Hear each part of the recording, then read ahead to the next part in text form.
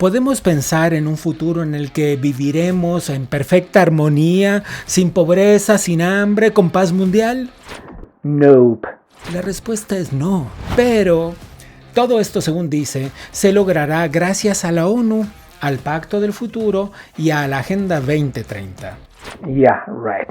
Estos son algunos de los desafíos que enfrenta la humanidad.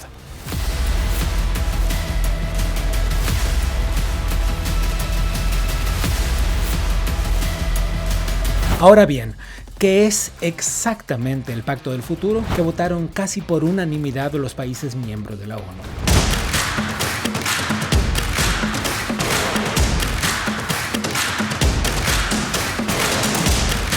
La Agenda 2030 parecía un reto considerable. Bueno, esto es su versión con esteroides. Trata de un acuerdo propuesto con la intención de renovar el multilateralismo, afrontar los retos globales y otras expresiones que suenan fantásticas en teoría, pero que en la práctica tienden a desvanecerse como humo.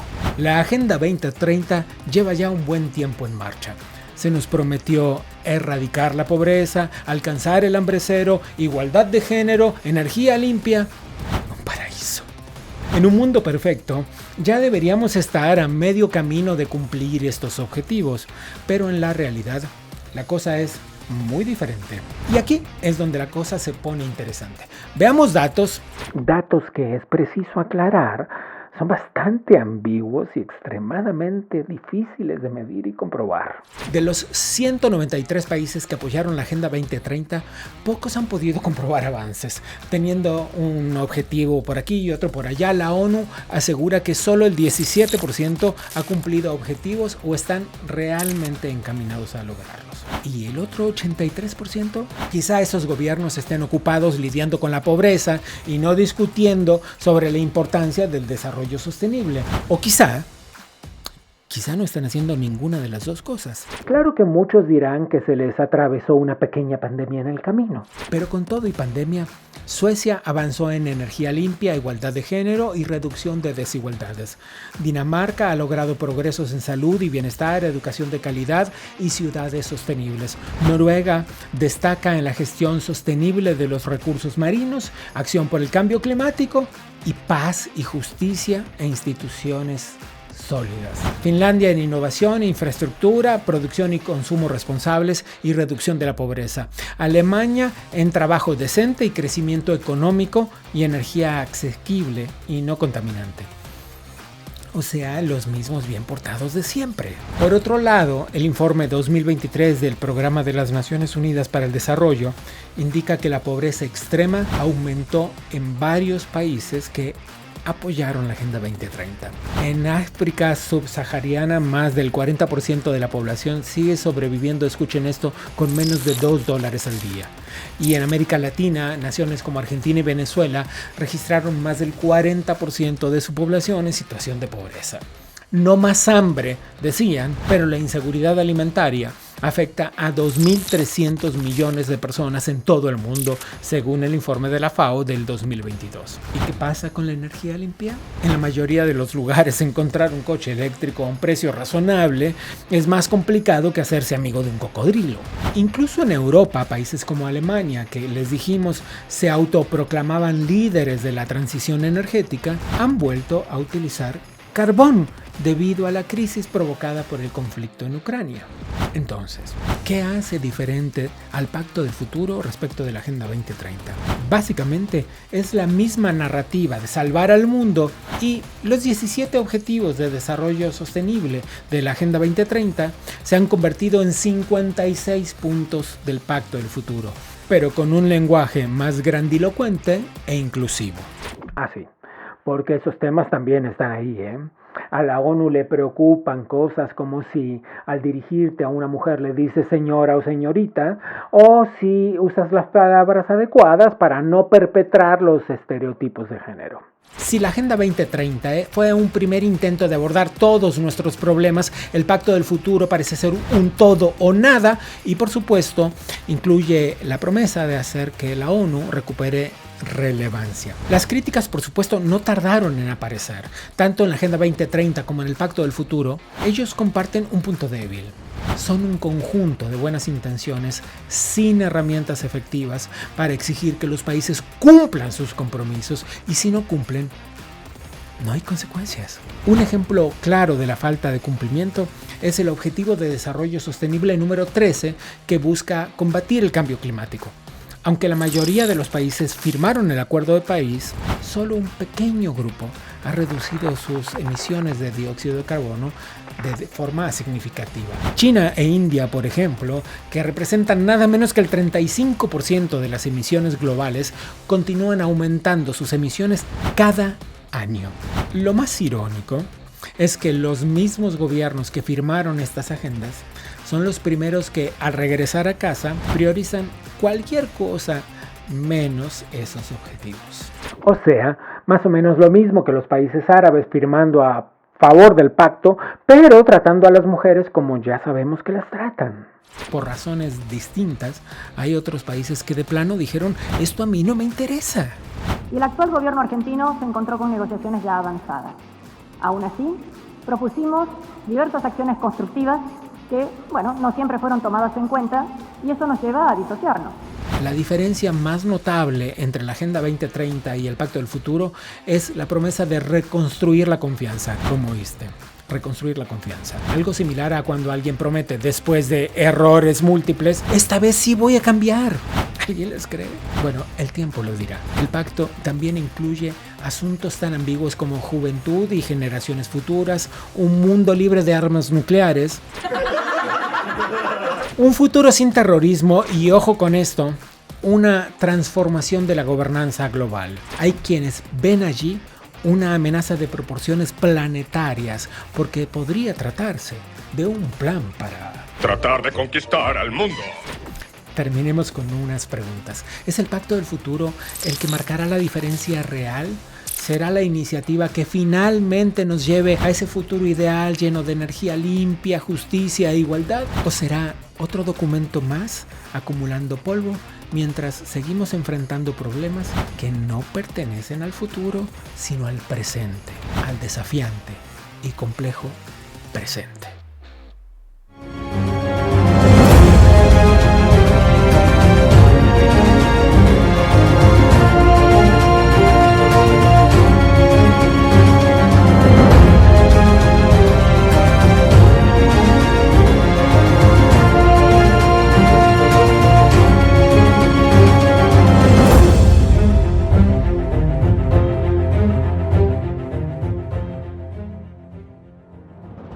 El mundo está de locos y eso ya lo sabemos, pero tranquilo, se va a poner peor. Eso te lo puedo asegurar. Mientras tanto, sigamos explorando qué es esto del Pacto del Futuro, cuántas reminiscencias tiene de la Agenda 2030, en qué se diferencian una cosa de la otra y qué tan posibles son.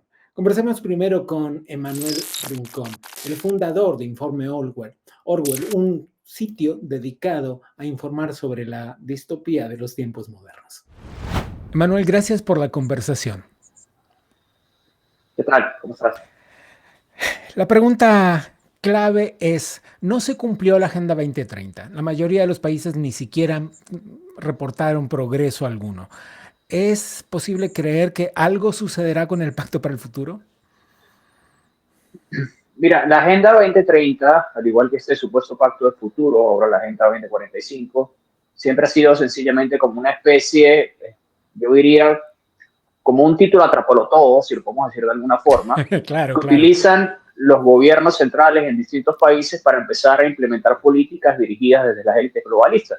Evidentemente, si tú pones, vamos a decir, el título del futuro, o si tú dices que nuestra misión es la erradicación del hambre cero, o vamos a erradicar por completo la pobreza, pues eso tiene unos atributos generales que evidentemente te dan para hacer lo que se te ocurra, desde intervencionismo económico hasta redistribución de riqueza, hasta reformas fiscales completamente absurdas y autoritarias, y eso abarca una gran cantidad de cosas. Entonces, preguntémosle a Lula, ¿no? Respecto de la reforma fiscal. Totalmente. Entonces, si ellos empiezan, evidentemente todos estos apartados de la nueva agenda han sido elaborados de una forma bastante ambigua, si se puede decir de alguna manera, bastante ambigua, generalizada, pero a su vez le van agregando cada vez más atributos. Entonces, básicamente, si el día de mañana un ciudadano, porque aparte estas son agendas que nunca han sido consultadas con ningún ciudadano, es decir, son agendas que están siendo completamente implementadas o que se están tratando de implementar sencillamente porque una élite que nadie conoce lo decidió, que el mundo iba a ser regido bajo esta forma. Entonces, si tú te sales de este pacto electo por ciertas élites que todos desconocemos, entonces básicamente te tildan de teórico de la conspiración, de radical, de fascista, extrema derecha, bla, bla, bla, bla. Pero insisto, el tema es la ambigüedad con la que ellos rotulan todo esto para poder adaptarlo a su antojo en los diferentes países del mundo. Me gustaría que nos ayudes a explicarle a la gente que nos mira por qué hay países tan disímiles que se opusieron, algunos votaron en contra, otros se abstuvieron de votar, solo como una forma más diplomática de votar en contra, digamos como es el caso de Argentina, pero ¿por qué hay países tan disímiles como Rusia, Nicaragua e Irán, o Venezuela y Corea del Norte y Sudán y Argentina votan en contra? Ayúdanos a explicarlo. Bueno, ahí hay un tema bien complejo y ese es un tema bien complejo que es incluso difícil de explicar a los movimientos conservadores en el mundo, porque una cosa es que evidentemente tú te opongas a un pacto globalista que está siendo o tratando de ser instaurado por unas élites progresistas y otra cosa es que te vas a aliar con las dictaduras y tiranías del mundo. Entonces ahí ellos evocan una falsa equivalencia diciendo que si tú básicamente rechazas eso, te estás poniendo del lado de Irán, de Rusia y de los demás dictadores del mundo. Y es todo lo contrario. La maña de la pregunta? Sí, completamente. Y es interesante porque es súper importante que la gente lo comprenda. Entonces básicamente no es el hecho de que tú estás aliándote con ciertos tiranos del mundo, sino todo lo contrario, tú estás rescatando la soberanía de tu propia nación y tú estás rescatando de que, por ejemplo, en el caso de Argentina, en el caso de Javier Milei, fue votado por más del 56% de los argentinos, le dieron un mandato, el mandato era, número 1, acabar con la inflación, número 2, acabar con la inseguridad y número 3, acabar con el modelo económico que estaba destruyendo Argentina. Y esos votos que recibió Milei en base a esas promesas políticas no están en lo absoluto enmarcadas ni representadas en la agenda globalista que se quiere imponer dentro de Argentina y el resto de las naciones. Y solo para tomar uno de los países, casos muy distintos, las razones de oponerse a ellos son el caso de Rusia o de Irán. Sí, no, totalmente. Evidentemente, allí hay otros temas culturales, es decir, vamos a decir, cuando ellos hablan de la agenda LGBTQ o todo lo demás, nosotros tenemos una aproximación distinta. En mi punto de vista, en la civilización occidental, nosotros lo que buscamos es precisamente que no haya ningún tipo de discriminación contra las personas sin importar su sexualidad. Eso quiere decir que tampoco se va a favorecer. Exactamente, eso quiere decir que no vamos a favorecer a X individuo porque se declare homosexual, trans o de cualquier otra orientación sexual. A diferencia de lo que ocurre en estos países que los lapían y los asesinan sencillamente por tener otras orientaciones sexuales. Nuestro propósito como personas que creemos en la real igualdad ante la ley es que todas las personas sean tratadas iguales y no tienes que tener ni beneficios ni desventajas por tener cierto color de piel, por tener cierta nacionalidad, cierta tendencia política o cierta orientación sexual. Déjame retomar una palabra que utilizaste hace unos minutos que fue soberanía. Y retomo esta palabra porque junto con esta palabra viene otra que es fronteras. Y tiene que ver con que escenarios como estos nos traen a la cuenta la idea de que hay un regreso de las fronteras, hay un regreso de los límites, hay un regreso de los nacionalismos, un regreso de mirarse un poco más el ombligo y no mirar tan globalizadamente. ¿Crees que va así? Creo que es indispensable. Mira, sé que es un tema muy extenso y quizás no tenemos el suficiente tiempo, pero yo hace años escribí una novela en la que hablaba de cómo un orden mundial terminaba destruyendo la humanidad. Y la destruye, más allá de sistemas, vamos a decir, económicos, es porque estos sistemas globales apuntan a destruir nuestras idiosincrasias y nuestras culturas.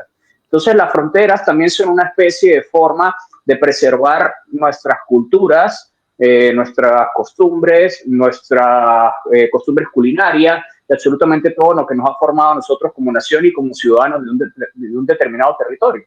Entonces, cuando nosotros empezamos a brindarles a élites globales que no nos representan en lo absoluto la discreción para legislar sobre lo que supuestamente es lo mejor para nuestras vidas, realmente lo que acabamos es aboliendo por completo nuestras culturas.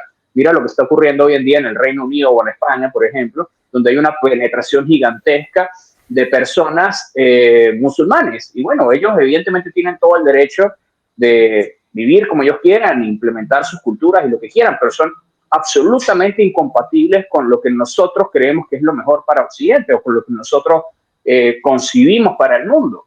Es decir, nosotros no creemos que una mujer tiene que ir con la cara tapada y que hay que lapidarla si son infieles, por así decir. Sí, sí, sí. Entonces, O que las mujeres no puede irse la voz de las mujeres. Ahora ya ni siquiera la voz de una mujer oyendo la voz de otra mujer, rezando. Es una locura. Sí, no, y esa es la misma gente que a su vez está diciendo que ellos son los defensores de las mujeres. Es decir, la gente que está permitiendo esa importación Y un gigantesca. cinismo increíble. Totalmente. Es Emanuel Rincón. Gracias por la conversación.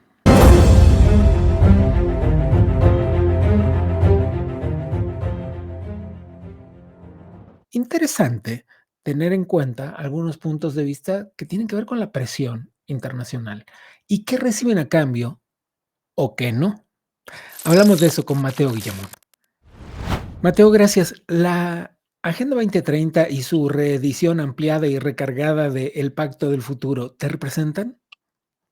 Siempre es un placer hablar contigo, Gabriel.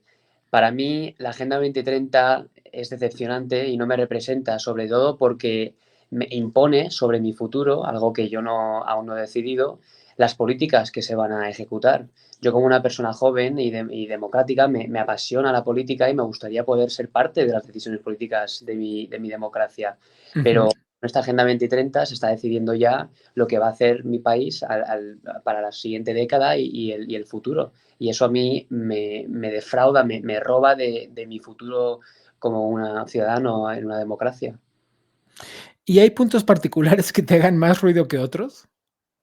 Sí, sobre todo con cosas que tengan que ver con ideología de género, políticas sociales sobre la economía, porque me parece que muchas veces las agendas 2030, la ideología que se emite a través de estos tratados, es un intento de obligar a que países que a veces no comulgan con ideologías extremistas de izquierda se sometan a un proceso legal, a un tratado legal, que les obligue en el futuro a tener que, a través de sus procesos educacionales, tener que mostrarle a niños pequeños contenido sexual que de verdad no es apto para las clases, para las aulas, y eso todo en nombre del progreso, y suena muy bonito, pero por detrás hay de verdad ideas nefastas y se hace a través de mecanismos otra vez legales para obligar a que países que no tenían ni idea que esto es lo que conllevaba sumarse a la Agenda 2030, después tengan que obligar que sus hijos, que sus alumnos tengan que absorber toda esta ideología política con la que no están de acuerdo. ¿Tú crees que firman sin saber o firman en una relación de conveniencia? Me explico, te digo por qué. Porque ya bien sabemos que no hay un castigo si no cumples. Claro, puede ser que no haya un castigo, pero siempre hay presión a través de ayuda humanitaria y otras diplomáticas. Entonces, no es que firmen sin saber, pero también es verdad que a veces el lenguaje es muy legalista y una vez ya un proceso legal empieza, es muy difícil retrocederlo. Hace falta muchos mecanismos diplomáticos y legales, y entonces ya la inercia puede hacer que un país, todos los procesos estén en gira y que sea difícil retrocederlos. Hay una frase que se utiliza aquí mucho en Estados Unidos, que es que cuando entra una nueva administración es mucho más difícil de retroceder que es ampliar, en el sentido de que las políticas son muy fáciles de aplicar, pero una vez son aplicadas, si una otra administración viene que no está de acuerdo con las anteriores, es difícil retroceder, especialmente en sistemas legales en los cuales hace falta un proceso largo y muchas veces complicado. ¿Crees que tiene que ver con una cuestión ideológica, con una cuestión de intereses económicos? Yo creo que tiene más que ver con una cuestión ideológica.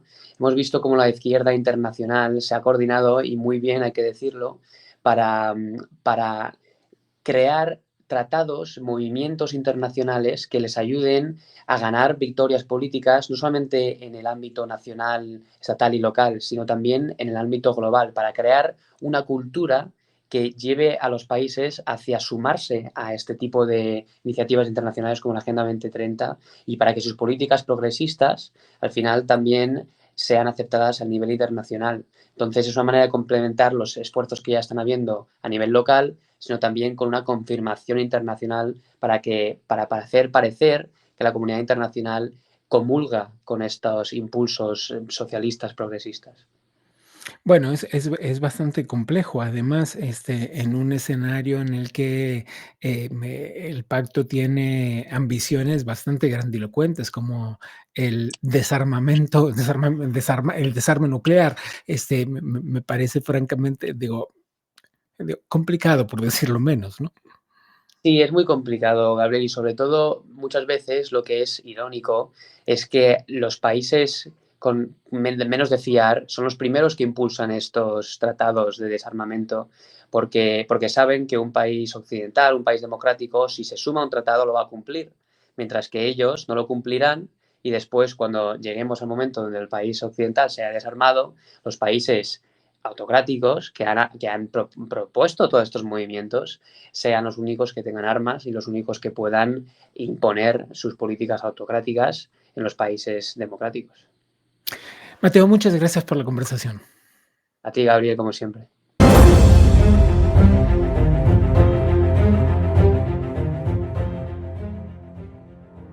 ¿Cómo se reacomoda el mundo con estos acuerdos? ¿Hay un reacomodo real? Conversemos con la internacionalista Stephanie Enaro desde México. Steph, muchas gracias por tomar esta conversación. Muchas gracias por la invitación, es un placer siempre. Antes que nada, la gente se pregunta, ¿en qué se parecen y en qué se diferencian la Agenda 2030 y el Pacto para el Futuro? Porque todo da a entender que como no se acerca la fecha y no se cumplieron los objetivos, hay países que ni siquiera avanzaron en nada. Y sobre todo hay muchos otros que no entregaron información, algunas sobre medidores. Así es que uno cree que en realidad es como una excusa, ¿no? Es decir, no llegamos a bueno, cambiémosle el nombre y retrasemos un poquito. Es que ese es el problema que ocurre con los pactos de la ONU, ¿no? Antes eran pactos para el nuevo milenio, después fue la Agenda 2030 y ahora es un nuevo pacto para el futuro, para ver si esta vez sí todo el mundo logra ponerse de acuerdo y esta vez sí se cumple. Yo lo que veo es un cambio en la alineación de los países. El tema de impulso a las energías renovables obviamente pues lleva a otros intereses geopolíticos y eso es realmente lo que está predominando. Ahora, ¿qué va a pasar con China, que es el país que lleva el liderazgo en el tema de energías renovables? Prácticamente la mayoría de sobre todo además en la invasión en la industria automovilística, ¿no? Así es, entonces, ¿hacia dónde va? Porque por un lado Estados Unidos quiere liderar, pero de repente ve que no le conviene. Bueno, eso habrá que verlo, digo, firmaron. Pues sí, pero del dicho al hecho hay un trecho ahora. ¿Qué tanto pueden coordinar las instituciones internacionales? Estamos en un punto donde las instituciones internacionales, de la manera que fueron creadas después de la Segunda Guerra Mundial, ya no están dando resultados. Tal cual. Hablemos un poco de algunas cosas que preocupan en este pacto. Hay quienes dicen, por ejemplo, que los asuntos sobre salud y reproducción son un foco rojo. Pues depende del cristal donde se mire y depende dónde se mire. Por ejemplo, tenemos temas de reproducción que son alarmantes en Europa Occidental, donde la población va decreciendo y va envejeciendo. Entonces, desde ahí yo creo que sí les vendría bien un boost. Pero si ves otros países, sobre todo en África o en el sudeste asiático, donde la población sigue creciendo y no tienen los recursos naturales necesarios, pues ahí la preocupación es diferente. Creo que estamos en un punto de la historia donde las soluciones globales no son tan prácticas como las soluciones regionales o locales. ¿Crees que va a haber un cambio de actitud, de posición desde México con el cambio de gobierno?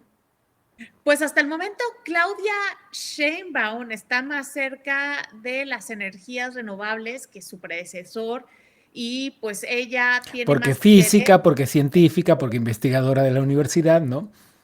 Así es, y también pues tiene una persona bastante capacitada en Pemex y en la Secretaría de la Energía. Entonces, vamos a ver cómo funciona. Hay otros asuntos que tienen que ver con la seguridad internacional y con la reconfiguración de este mapa del Consejo de Seguridad. Y es de hecho un tema que está sobre la mesa en tiempos de guerra. Y lamentablemente cuando hablamos de tiempo de guerra hablamos de estos tiempos y desde hace unos años ya. ¿Habrá un cambio importante en ese sentido? Pues yo creo que todo depende del desenlace de los dos conflictos globales que están enmarcando el sistema internacional. No sabemos qué va a pasar con la guerra entre Rusia y Ucrania. Pensábamos que solo iba a durar 2 semanas. Ya estamos hablando de cerca de 3 años. Sí. Luego no sabemos qué va a pasar con el conflicto entre Israel y Hamás. Israel es el país que más ha ignorado resoluciones históricamente al Consejo de la ONU y no ha pasado nada. Entonces, ¿qué va a pasar? ¿Qué mundo vamos a tener? ¿Cuáles van a ser las potencias dominantes? Y sobre todo notar si vamos a regresar a esa guerra de culturas como la que hablaba Huntington, pero ahora es Oriente en contra de Occidente. Y por primera vez estas expresiones que acabas de decir están sobre la mesa de manera más coloquial y más generalizada, si me permites. Antes no se hablaba de Oriente versus Occidente, ¿no? Y se hablaba un poco, los términos eran otros y eran los bandos en la Guerra Fría, pero por primera vez estos términos están generalizándose.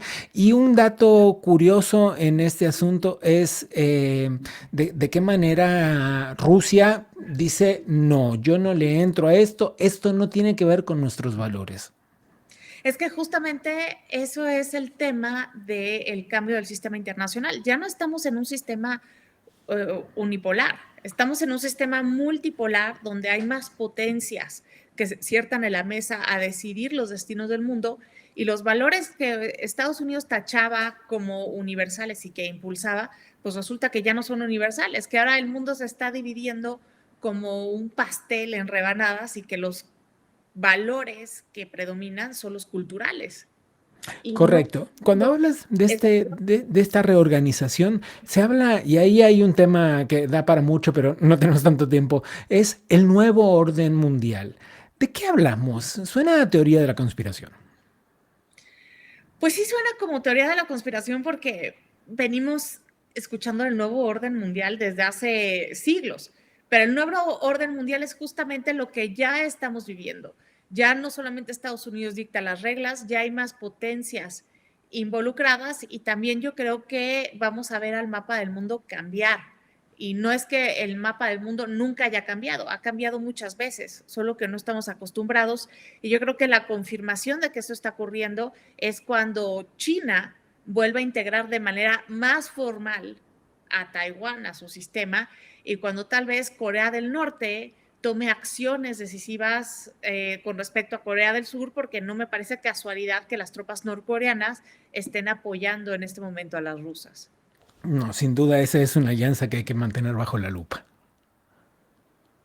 Sí, definitivamente porque es pide y se te dará, ¿no? Lo que siempre escuchamos, pues ya está Norcorea dando para pedirle a Rusia apoyo a cambio.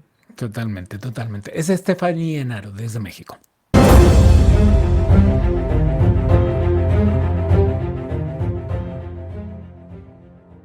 Con un pie en Perú y un pie en España está Gustavo Nakamura, un colaborador para Iberoamérica del Centro de Estudios, Formación y Análisis Social. Gustavo, gracias por esta conversación. Se habla de un nuevo orden mundial. ¿Es teoría de la conspiración? Es complicado decirlo, ¿no? O afirmarlo, porque hay gente que lo afirma netamente y hay gente que dice que esto no va a haber, que no hay nada de eso, que eso es son bulos, en unos términos, o nos dicen que esto no hay nada. Yo creo que en el fondo hay un tema que hay que preocuparnos, porque el tema de la soberanía y todo este tema del pacto que se habla, sí deja entrever como que las naciones pierden ese carácter soberano, ¿no?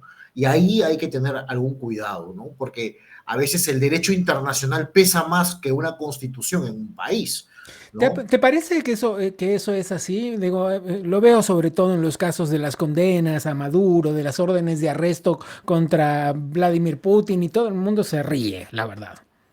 Es que se ríen dependiendo quién sea la persona que sea condenada. La Fíjate, Corte Penal Internacional exacto, liberó órdenes de aprehensión contra Putin o contra Maduro y te das cuenta, y ellos, como que esto no va, con ellos no va, mejor dicho, con ellos no va. ujú, Pero fíjate que en el caso peruano y en el caso que pasa a este lado de Sudamérica, la Corte Interamericana de Derechos Humanos es bien particular, ¿no? Para algunos ujú, efectos. O sea, ujú. condena a alguna gente y tiene injerencia, incluso en el caso peruano, hace recomendaciones al Poder Judicial que se ajuste a los pactos dados con ellos. Entonces, y como que ingresa al mundo judicial de una nación. Entonces, ahí, por ejemplo, hay un tema sí complicadito porque creo que cada país al final es soberano en sus respectivas leyes, pero claro, todo el mundo, cuando vas y el condenado en el tema internacional es de una línea o otra línea, y ahí sí se ve un cierto sesgo, creo yo. Y lo que tú has dicho es real, o sea, había una condena con esta gente y nada, o sea, no Regresemos al para ellos, tema. ¿no? Regresemos al tema del nuevo orden mundial y las suspicacias. ¿Hasta dónde se puede comprometer la soberanía de un país, la capacidad de sostener sus decisiones, de cercar su territorio? Yo creo que la gente tiene que ser claro que hoy por hoy se vive un tema global. O sea, y no hay que tener miedo a esos términos. Y los países se trabajan hoy por hoy por tratados de libre comercio, el tema de las fronteras abiertas y todo ello. Pero cuando llegan a perder el tema identitario, ese es un tema muy importante, de dejar de lado sus valores y sus costumbres y sus raíces, por decir que ahora todos solamente son ciudadanos del mundo, es complejo, porque al final, ¿qué te hace? A ti te hace ser ciudadano del mundo, pero también tener algo propio de tu país. Y Ujú. cuando pierdes esos temas, que son valores tradicionales, que comienzas a dejar de lado por seguir normativas internacionales, porque simplemente ahora es así, ahí creo que hay un asterisco hay que revisar. Pero después, Solo, pero solo por ahí para podría. tenerlo claro, este pacto no es vinculante. Es decir, nada sucede si lo cumples como si no. Pero eso hay que verlo, ¿eh? Hay que verlo porque muchas veces estos pactos, las empresas y las multilaterales sí se adhieren y comienzan a pactar para que tú como Estado tienes que aceptar esas normas. Por Ujú. ejemplo, en el caso peruano y en el caso en varios países de Iberoamérica, la Agenda 2030 es parte del ideario de sus políticas de las empresas que trabajan con el Estado e incentivan políticas de la Agenda 2030. Más allá estés de acuerdo o no, si tú como país te has adherido a esa agenda, pues se acabó, no hay nada que más que hacer. Sobre todo en lo que tiene que ver con las políticas de sostenibilidad, ¿correcto?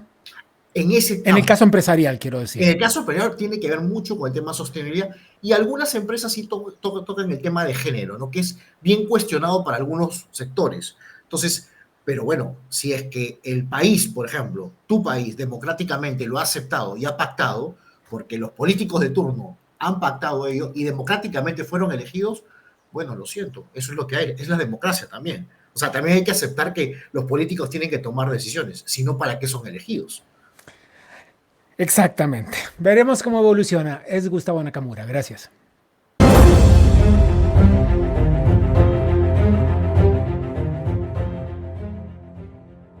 ¿Yo qué quieren que le diga? Después de haberme pasado días entrevistando personas sobre este tema, de haber trabajado en un informe que le presentamos al principio del programa, la verdad es que sigo pensando que la Agenda 2030 y el Pacto del Futuro se parecen bastante, con un agravante. El Pacto del Futuro profundiza el injerencismo en las naciones, creo. Y me parece que debemos mantenernos alerta. No porque haya una teoría de conspiración acerca de un gobierno global en el que viviremos sometidos pasado mañana. Pero sí me parece que en un mundo que tiende a mirarse otra vez el ombligo, a estar pendiente de lo que pasa fronteras adentro y no tanto de la relación con el exterior, este es un consejo que debemos seguir. Dejamos por hoy el tema, pero sin duda en algún momento regresaremos a él. Vamos a ver qué ha pasado puertas adentro del Adam Smith Center for Economic Freedom.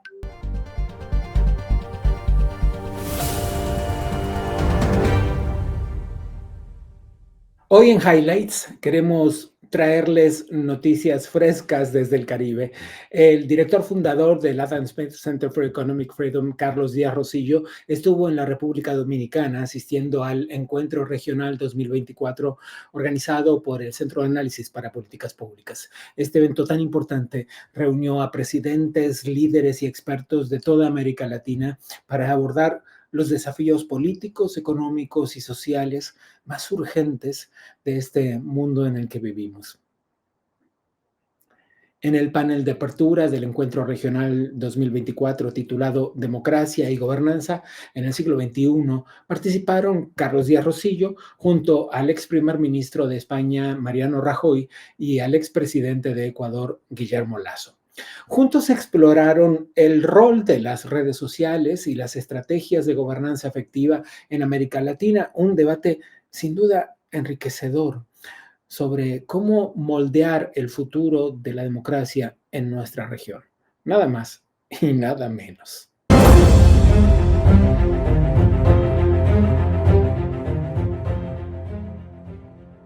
Ha llegado la hora de pedirte que le des clic a la campanita, que te suscribas al canal, que nos dejes un pulgar hacia arriba y un comentario acerca de qué te parece esto del Pacto del Futuro. Soy Gabriel Bauducco y nos vemos la próxima.